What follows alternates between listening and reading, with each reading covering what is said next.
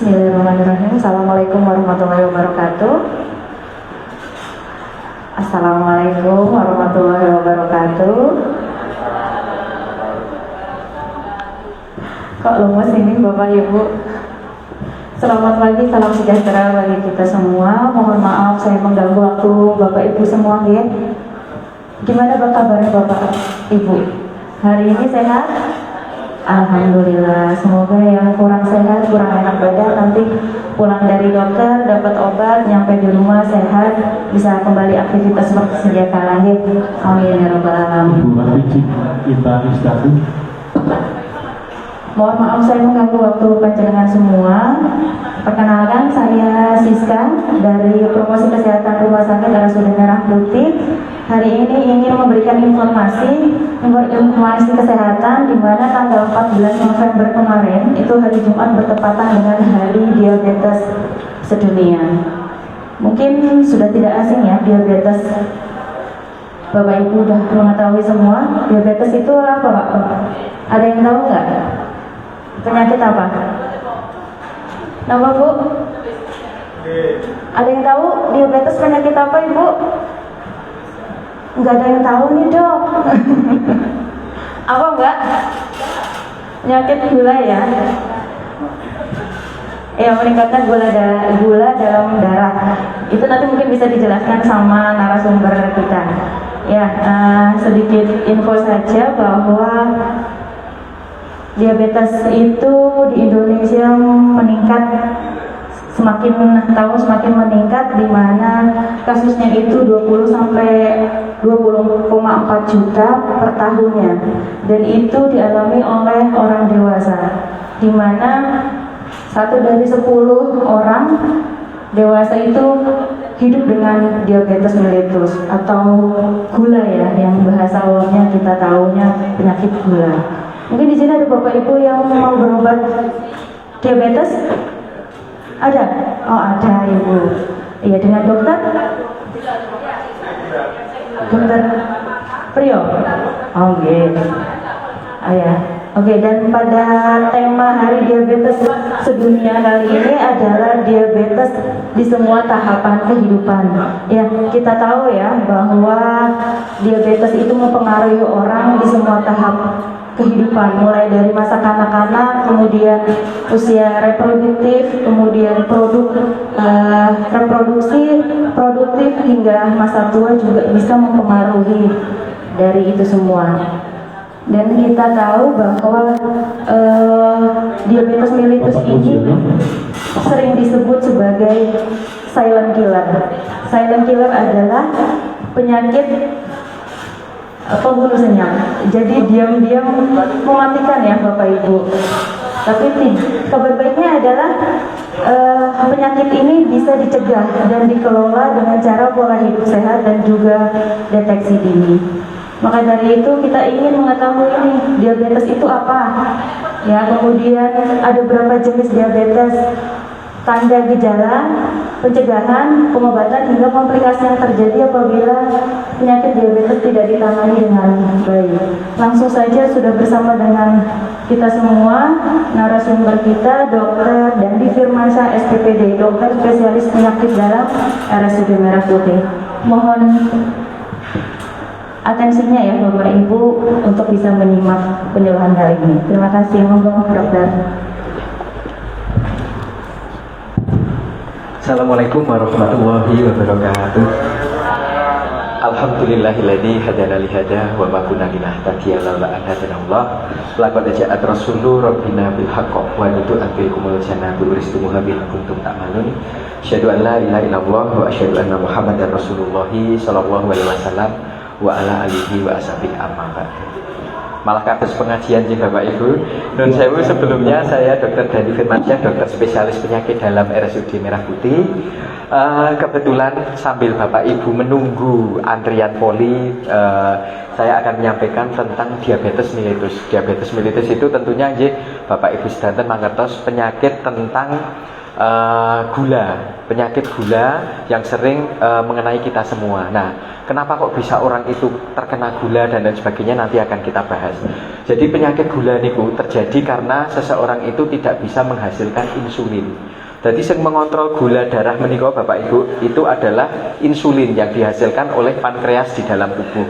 Letaknya di sini. Tetapi pada orang yang terkena diabetes, insulin itu tidak diproduksi sehingga biasanya dapat obat-obatan atau dapat insulin untuk menggantikan insulin yang memang di tubuh itu sudah tidak bisa diproduksi lagi. Nah, seperti itu. Penyebabnya macam-macam gula itu. Jadi penyebab gula itu ada beberapa. Ada yang penyebab gula itu ada yang bisa dikendalikan dan tidak bisa dikendalikan. Yang tidak bisa dikendalikan misalnya umur. Semakin tua orang resiko terkena diabetes semakin tinggi, itu pertama. Yang kedua jenis kelamin. Perempuan itu lebih beresiko terkena diabetes. Kemudian kalau ada riwayat diabetes dalam keluarga, nah itu yang sering terjadi. Biasanya kalau bapak ibunya menderita diabetes, bapak ibu juga pastinya resikonya terkena diabetes juga tinggi. Nah, ada yang bisa dikendalikan, ada yang bisa dicegah. Misalnya apa? Nah, orang Jawa itu senengnya teh manis di pagi hari. Nah, itu yang menyebabkan gula itu terlalu banyak mengkonsumsi gula, kegemukan, terus hipertensi. Nah, seperti itu menyebabkan kadar gulanya tinggi gitu. Gejala awalnya orang yang menderita gula itu apa biasanya? Ada 3P. Polifagi, polidipsi, poliuri. Polifagi itu adalah terlalu banyak makan, makannya terlalu banyak. Atau polidipsi, kencingnya terlalu banyak, minumnya terlalu banyak, gampang haus. Terus poliuri, pipisnya terlalu banyak. Jadi kalau orang itu gampang lapar, gampang ngelak, gampang pipis, nah itu jangan-jangan terkena diabetes gitu.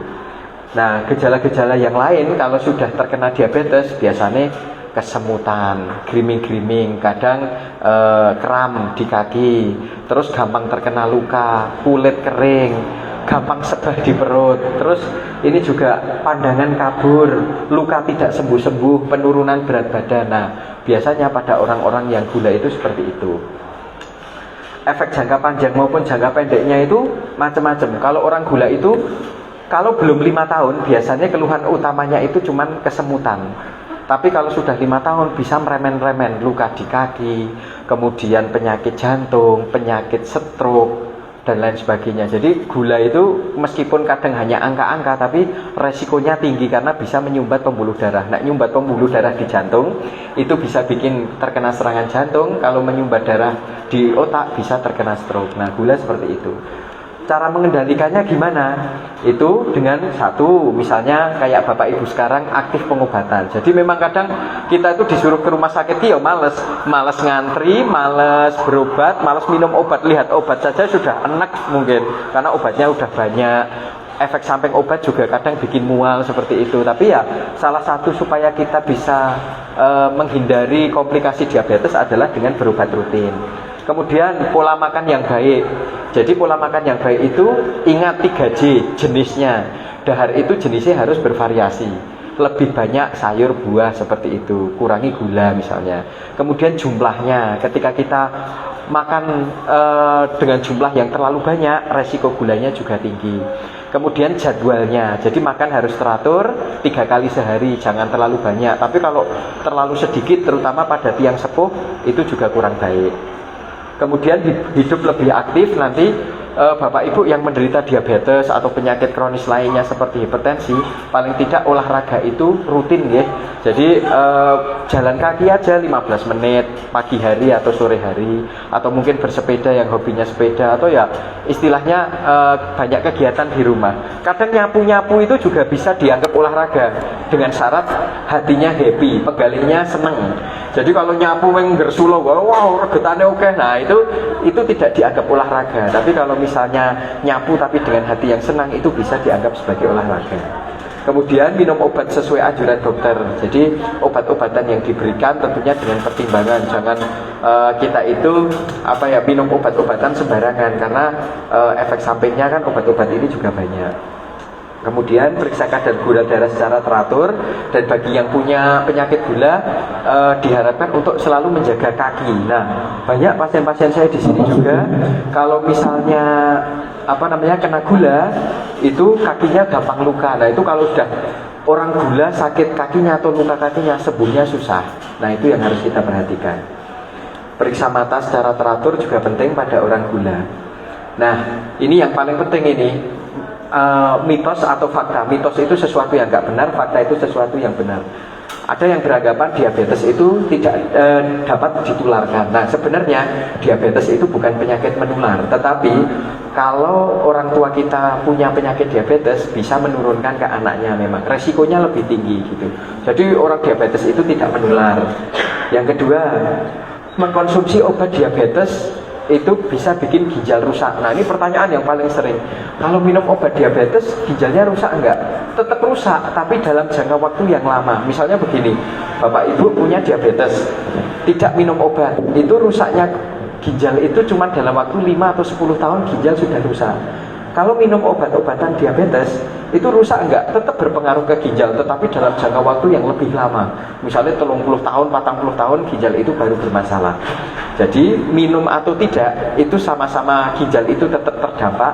Tetapi kalau minum obat itu memperlambat kerusakan ginjal. Misalnya nggak minum obat nih, itu malah ginjalnya lebih cepat untuk rusak. Nah, tentunya kita juga kalau Bapak Ibu berobat di sini akan memilihkan obat-obat yang cocok dan obat-obat yang mungkin berefek minimal ke ginjal. Jadi supaya ginjal tetap baik gitu. Oleh sebab itu kalau Bapak Ibu rutin kontrol di sini, paling enggak kan tiap 3 bulan atau 6 bulan sekali itu kita cek kreatinin misalnya untuk fungsi ginjal. Nah, itu penting. Pentingnya kontrol di rumah sakit itu kita cek tiap 3 bulan atau 6 bulan kita cek kreatinin, sehingga nanti kalau naik, nah kita baru melakukan tata laksana, melakukan pengobatan gitu. Tapi yang jelas obat diabetes di sini yang kita pilihkan adalah yang minimal untuk kerusakan ginjal. Kemudian ini diabetes itu boleh nggak makan karbohidrat seperti nasi, roti, kentang, kimpul, nah seperti itu boleh, tetapi dengan porsi yang terukur. Jadi kalau makan nasi, makan kentang, makan mie misalnya boleh, tetapi jangan terlalu banyak. Okay? Kemudian diabetes hanya diderita pada orang yang sudah berusia lanjut. Ini tidak benar. Sekarang itu pasien saya yang datang ke poli itu yang terkena diabetes itu bahkan usianya 20 tahun, 30 tahun. Jadi karena perkembangan produksi makanan yang banyak pengawet, perasa, pewarna, nah itu kan menyebabkan bahwa diabetes itu cenderung di orang-orang yang muda. Mboten sing sepuh sing kenging diabetes, tapi yang muda-muda juga mudah terkena diabetes. Kemudian penggunaan insulin menimbulkan kecanduan dan menandakan diabetes yang dialami sudah parah. Jadi Bapak Ibu, insulin itu, jadi obat diabetes itu kan ada dua, ada yang diminum sama ada yang disuntikkan. Nah, kenapa kok ada dua ini? Sebenarnya yang paling bagus untuk obat diabetes itu adalah insulin. Niku paling sae. Insulin itu paling aman buat ginjal. Insulin itu paling aman buat jantung. Insulin itu paling aman jika kita punya riwayat stroke. Misalnya pernah riwayat stroke, pernah riwayat jantung, tapi ada gula. Paling aman itu insulin. Cuman kerugiannya repot le nyuntikke, sakit le nyuntikke. Nah, seperti itu. Nah, penggunaan insulin atau obat yang diminum pertimbangannya adalah macam-macam. Misalnya sudah sepuh pakai insulin, nanti muternya salah dosis mah repot ibaratnya. Jadi kita biasanya milihkan yang obat minum. Atau Bapak Ibu yang tidak punya penyakit lain, misalnya cuma punya penyakit diabetes, biasanya kita masih bisa memakai obat yang diminum. Tetapi kalau sudah komplikasinya banyak, lebih bagus pakai insulin, karena insulin itu sebenarnya obat lebih aman dan tidak kecanduan. Jadi kadang tuh ada orang misalnya sekali pakai insulin tuh harus pakai insulin, enggak. Jadi misalnya gini, saya punya pasien di Bangsal, ada luka di kaki misalnya, kakinya itu luka. Nah, supaya cepat sembuh, tak kasih insulin dulu obatnya. Tapi kalau lukanya sudah membaik, diganti obat yang diminum. Misalnya seperti itu. Jadi insulin itu tidak digunakan selamanya dan tidak menyebabkan kecanduan. Seperti itu. Kemudian ini kadar gula yang telah normal berarti penderita diabetes telah sembuh. Ini juga sesuatu yang salah. Karena begini, diabetes itu tidak bisa disembuhkan, tetapi bisa dikontrol. Jadi kita kalau sudah terkena diabetes, nggak bisa kita bilang aku diabetesnya sudah sembuh. Tetapi bisa diabetes itu normal tanpa minum obat. Saya punya banyak pasien masih menderita diabetes tetapi tidak minum obat dan sehat. Jadi asal kita itu nanti setelah terkontrol gula darahnya, pola hidup sehat, makan teratur, istirahat teratur. Nah itu insya Allah nanti diabetesnya bisa terkontrol tanpa minum obat. Tetapi tidak bisa sembuh. Nanti kalau kita pola makannya tidak baik lagi, diabetesnya akan kumat lagi dan kadar gula darahnya akan tinggi lagi. Bapak Saribu. Kemudian diabetes terdiri dari diabetes basah dan kering itu sebenarnya tidak ada. Nah orang dulu kan ada yang diabetes basah, diabetes kering, nggak ada. Jadi diabetes itu tidak ada yang kalau ini basah ini kering, nggak ada. Jadi tergantung dari kadar gula darah ya Bapak Ibu. Nah ini nasi yang dimasak kemarin memiliki kadar gula lebih rendah, ini juga nggak benar. Jadi banyak orang diabetes itu malah pada makan nasi wadang nih ibaratnya. Padahal nasi yang baru maupun yang panas itu sama kadar gulanya. Jadi kalau orang diabetes itu nggak usah nunggu nasi kemarin atau nasi yang sudah dingin, nggak usah. Nasi yang panas anget itu juga kadar gulanya sama kok. Jadi ya mending nasi yang baru saja gitu daripada nasi yang kemarin. Kemudian penderita diabetes itu untuk mengukur kadar gula darahnya harus dicek dengan alat pengukur kadar gula darah.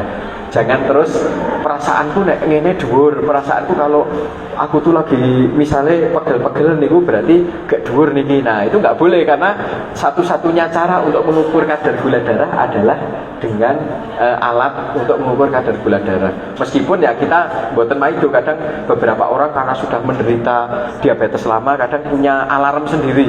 Saya nek pusing begini berarti ketoke dhuwur, nek misalnya pet-petan berarti pas rendah. Ya mungkin bisa benar bisa enggak, tetapi lebih bagusnya adalah diukur dengan kadar gula darah yang tinggi. Kemudian gula merah, gula aren, gula batu, gula pasir itu lebih sehat, padahal enggak. Jadi gula pasir, gula Jawa, gula aren, kemudian gula batu itu sama kadar gulanya.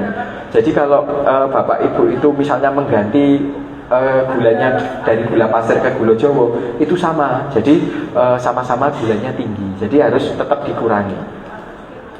Kemudian pengobatan tradisional itu bisa menyembuhkan diabetes. Nah selama ini penelitiannya nggak ada satupun obat yang bisa menyembuhkan diabetes, apalagi herbal. Jadi tidak ada obat herbal yang bisa menyembuhkan diabetes itu. Kemudian sebelum saya tutup, yang paling penting lagi adalah gini Bapak Ibu, diabetes itu kita harus tahu bahwa membedakan laki-laki dan perempuan. Diabetes pada laki-laki itu biasanya gula darah naik karena satu begadang, dua kecapean bekerja. Pokoknya laki-laki itu kalau begadang, kecapean bekerja itu gula darah akan naik. Tetapi beda sama perempuan. Perempuan itu yang selalu bikin gula darahnya naik adalah penggalih pikiran, itu khusus pada perempuan. Jadi perempuan itu besok mau sarapan apa sudah dipikir, sesuk anaknya arsangu apa wis dipikir. Jadi perempuan itu memang begitu. Jadi khusus pada perempuan itu penggalih pikiran itu paling penting. Jadi supaya kita sehat, pikiran, penggalih itu harus selalu nopo nyalahke penggalih, kemudian jangan terlalu capek gitu. Kalau ada keluhan sedikit harus kontrol ke dokter. Nah, tentu Bapak Ibu, semoga Bapak Ibu yang ada di sini selalu sehat walafiat, selalu diberikan kesehatan, rezeki yang barokah oleh Allah Subhanahu wa taala. Mungkin itu saja dari saya. Billahi taufiq wal hidayah. Wassalamualaikum warahmatullahi wabarakatuh. Tunggu ya dokter, Ya, tunggu ya. Ya, apa? Nanti Oh, iya. ada pertanyaan. Oh ya, oke. Ya, jadi dokter, diabetes ini ya Bapak Ibu, kita tahu bahwa penyakit yang tidak menular, tapi bisa diturunkan, gitu ya dok ya? Cik. Oke, pertanyaan dari banyak orang nih dok, bagaimana sih porsi terutama karbohidrat ya untuk yang baik untuk penderita diabetes ataupun yang tidak menderita untuk mencegah kejadian diabetes itu sendiri. Kemudian yang kedua tadi kan ada gula-gula ya dok, ada gula batu, gula merah, gula pasir gitu. Bagaimana kalau dengan madu dok? Apakah kadar gulanya sama dengan gula? Ya, oke. Terima kasih Mbak. Jadi gini Bapak Ibu, kalau gula ini di masyarakat sering salahnya itu yang paling penting gini. Penyakit gula itu tidak bisa, nah istilah orang Jawa digebiah uyah. Artinya begini, misalnya penderita gulanya itu masih muda, badannya gemuk. Nah, dia tidak boleh makan makanan yang banyak pertama.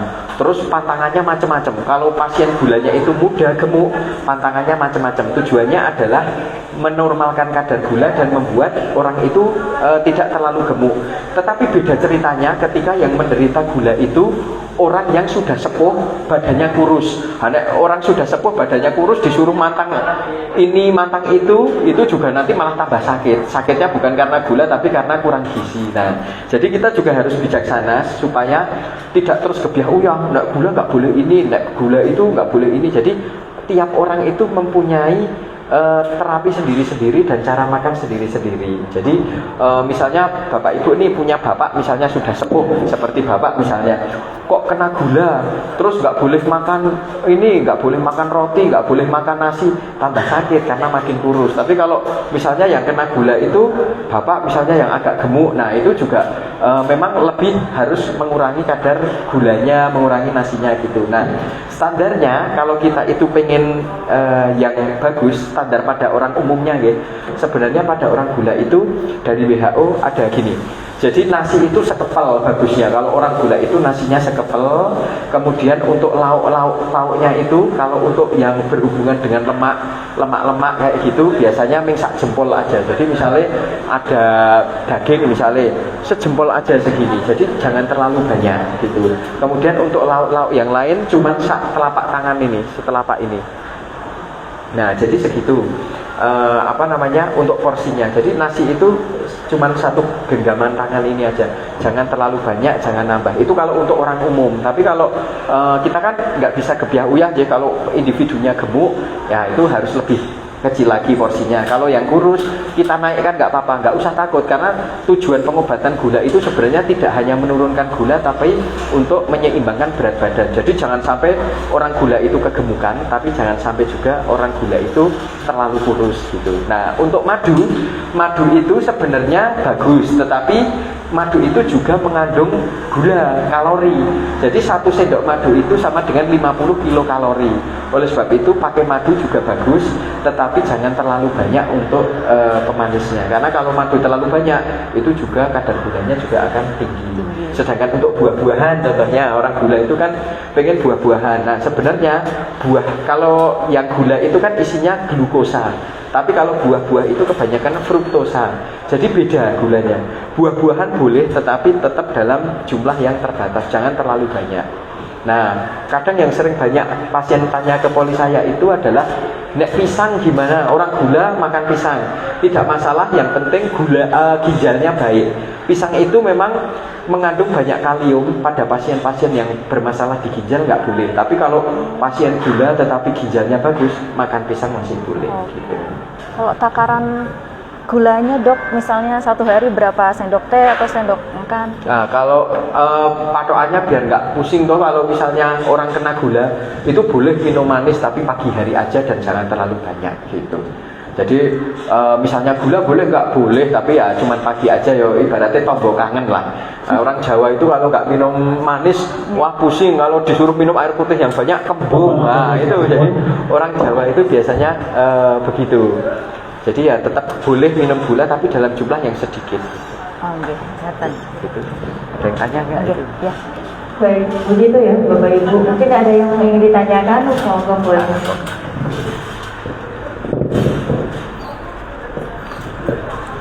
Maju aja. Enggak nyampe, maju aja Ibu. Monggo bisa disebut nama dan dari mana itu? Nama saya Ibu Eno. Nama saya Ibu Eno, dokter. Saya anaknya Bapak Irianto. Iya. Bapak ini baru kena diabetes itu kurang lebih 2 bulan. 2 bulan kalau masa 2 bulan didiagnosis sama saya. Nah, yang saya tanyakan itu karena Bapak kan juga sudah sepuh. Terus kalau tadi kan harus berolahraga. Nah, kalau berolahraga itu kan jalan sudah susah. Nah, itu olahraga apa yang baik buat Bapak saya? Terus Usianya berapa? usianya 78. Oke. Terus sama, oh iya, ini kok dalam 2 bulan ini kok drastis gitu, langsung menurun jadi terasa lemas gitu. Nah, itu penyebabnya itu apa? Apakah pengaruh gula itu atau seperti apa? Terus selera makannya juga berkurang. Menurut dokter seperti apa? Harus bagaimana? Ya. Terima kasih. Terima kasih Bu. Terima kasih Ibu Eno. Jadi kita tadi ada pasien 78 tahun, tentunya sudah sepuh. Kalau olahraga jalan sudah tidak memungkinkan, tetapi duduk masih bisa ya Ibu ya.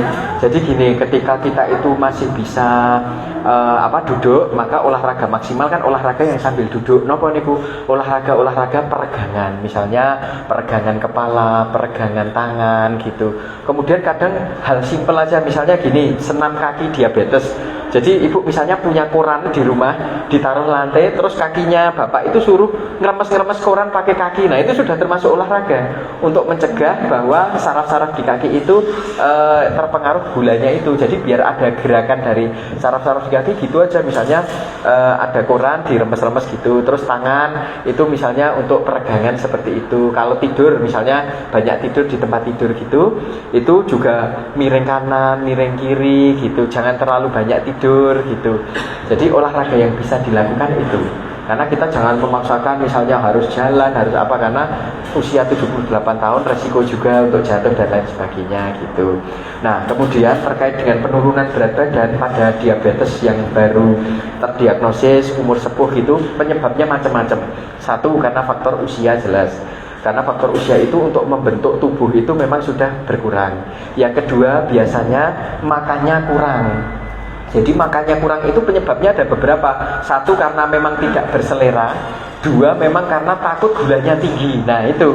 Jadi yang paling penting adalah nggak usah takut gulanya tinggi. Yang penting kerso dahar. Umur 78 tahun itu yang penting kerso dahar, tetapi kualitas makanannya yang diperbaiki. Misalnya jangan terlalu banyak gula, tetapi banyak protein, lemak, sayur, buah seperti itu. Nggak usah takut gulanya tinggi. Kemudian kalau misalnya kok perlu multivitamin, kita tambahkan multivitamin. Kok semisal nggak berselera makan, tambah penambah nafsu makan. Misalnya saja kok karena mual, kita berikan obat anti mual seperti itu.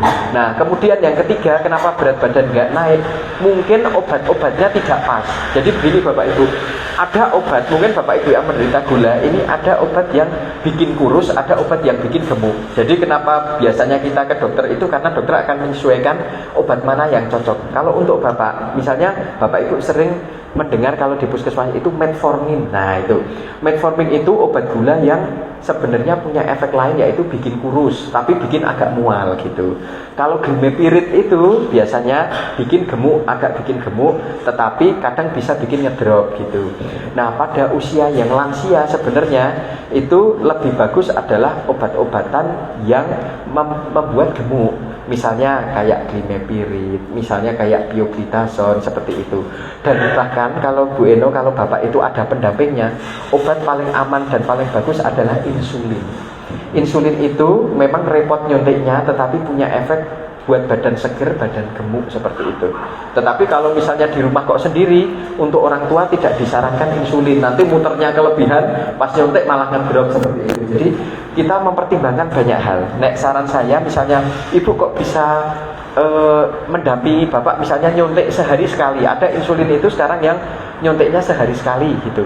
Nah lebih bagus dengan insulin. Tetapi kalau ibu nggak bisa mendampingi, nanti memilih obat yang menggemukkan badan tetapi tidak bikin mual, supaya makannya tetap banyak dan badannya bisa gemuk gitu. Jadi nanti pilihan obatnya macam-macam itu ibu. Nah itu yang paling penting. Tapi yang bisa dilakukan sekarang, makan yang banyak, nggak usah takut gitu.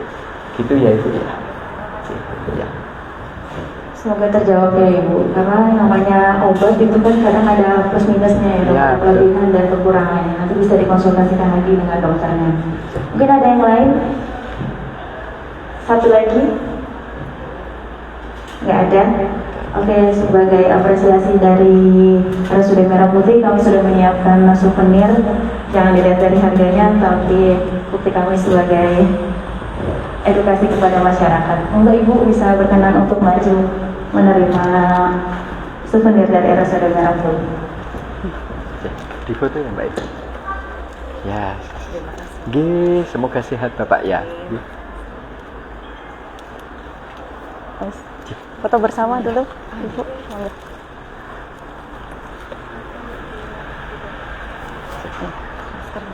Ya. Pakai istilahnya. Itu Bapak. Oh, iya. Oh, iya. Saya itu dok. Oh, iya. Oh, iya. Iya. Kelebihan berat badan. Iya. Diliatin ibu ininya. Ya.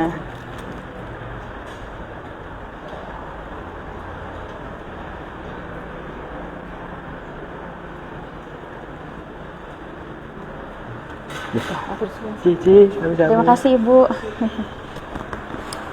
Ditutup ya, Pak ya. Ya. Sebentar dokter, saya tutup Oh, iya. dulu. Oh iya. Iya.